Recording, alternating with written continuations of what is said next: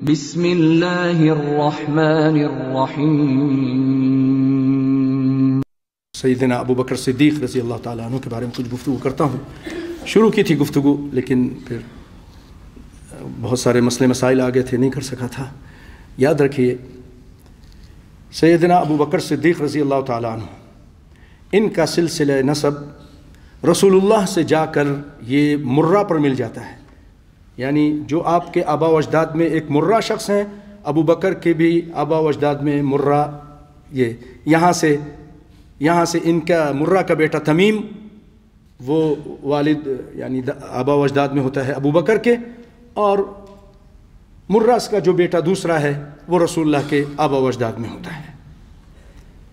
تو یہ ایک بہت بڑی فضیلت ہے کہ رسول اللہ کے سلسلے سے ابو بکر کا سلسلہ بھی اوپر جا کر مل جاتا ہے۔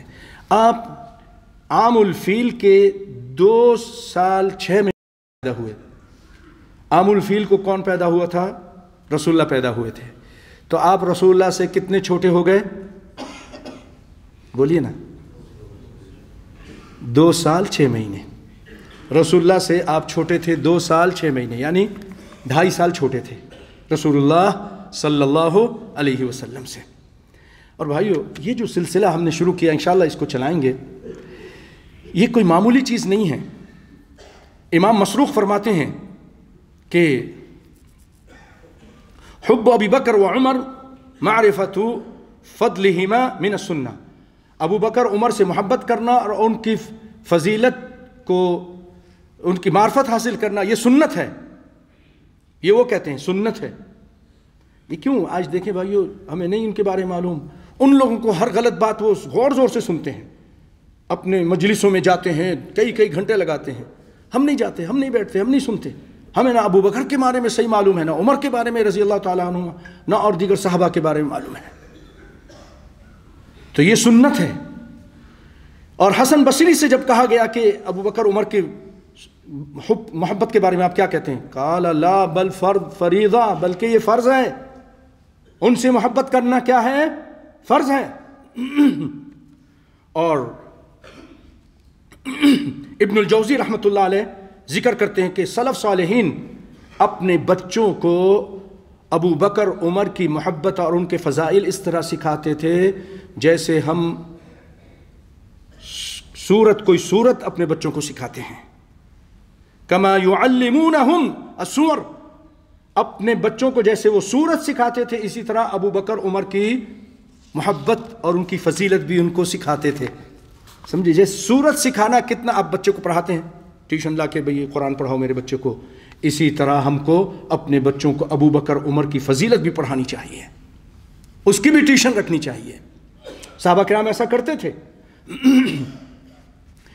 بھائیو، اللہ رب العالمین نے، مسند احمد کی روایت ہے، عبداللہ بن مسعود اس کو روایت کرتے ہیں کہ اللہ تعالیٰ نے پوری کائنات میں لوگوں کے دلوں پر نظر ڈالی، سب سے عظیم اور اعلیٰ اور عرفہ دل محمد صلی اللہ علیہ وسلم کا پایا، تو اللہ تعالیٰ نے اس کو اپنے لیے، اپنے رسالت کے لیے چن لیا۔ سب سے عظیم اعلیٰ دل تھا، پاک اور صاف دل محمد مصطفیٰ صلی اللہ علیہ وسلم کا۔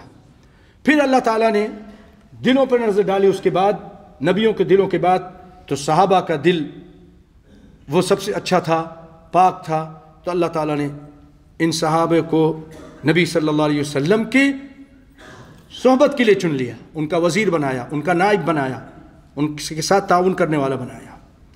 اور ان صحابہ میں سب سے افضل جانتے ہو کون ہیں؟ ایک دوسری روایت سناتا ہوں، اور وہ انہی حضرات کی کتاب میں جو گالیاں دیتے ہیں صحابہ کو، غالباً تفسیر قمی کے اندر ہے۔ علامہ احسان الہی ظہیر رحمۃ اللہ علیہ نے ایک مرتبہ ذکر کیا تھا، وہ اس کے ایکسپرٹ تھے، انہوں نے ان کی کتابیں لکھی تھی اس پر، انہی کی طرف سے، انہی کی کتابوں کے حوالے سے۔ وہ کہتے ہیں کہ انہی کی کتابوں میں لکھا ہے صحابہ میں سب سے افضل 1400 صحابہ جنہوں نے بیعت رضوان کی تھی، درخت کے نیچے بیٹھ کر، اذ یبایعونک تحت الشجرہ، درخت کے نیچے بیٹھ کر بیعت کی تھی رسول اللہ کے ہاتھ پر ہاتھ رکھ کر خون عثمان کا بدلہ لینے کے لیے، جس وقت اللہ تعالیٰ نے فرمایا تھا کہ ان کے اوپر میرا ہاتھ ہے، ید اللہ فوق ایدیہم۔ 1400 صحابہ سب سے افضل، سارے صحابہ میں اور ان 1400 میں 313 صحابہ جنہوں نے بدر کی جنگ کی تھی، اور ان 313 میں وہ افضل جن کو رسول اللہ نے جنت کی بشارت دی تھی، اور 10 تھے، 10 عشرہ مبشرہ، اور ان 10 میں وہ افضل جن کو پوری امت نے اپنا امام بنایا تھا ترتیب کے ساتھ۔ سب سے پہلے اب سب سے افضل اگر کوئی ہیں تو ابو بکر ہیں، پھر عمر ہیں، پھر عثمان ہیں، پھر علی رضی اللہ عنہم اجمعین۔ یہ صحابہ کی ترتیب ہے فضیلت میں، ان کی کتابوں میں لکھا ہے۔ مشکل ہے وہ اپنی کتابیں بھی نہیں صحیح معنوں میں پڑھتے ہیں۔